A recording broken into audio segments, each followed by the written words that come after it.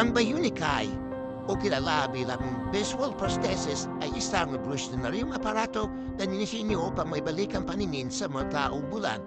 Gumagana ito sa pamamagitan ng pagkuha ng visual na impormasyon gamit ang isang panlabas na kamera o sensor.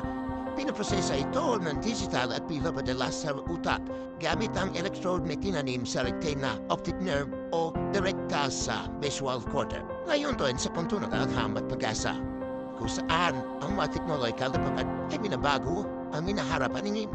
Isipin niyo ang gusto kung saan ang pagbulag ay hindi isang habamay na kondisyon kung saan ang mga nawala ng paningin ay makakita ng kagandahan noong kanilang kinagaluan.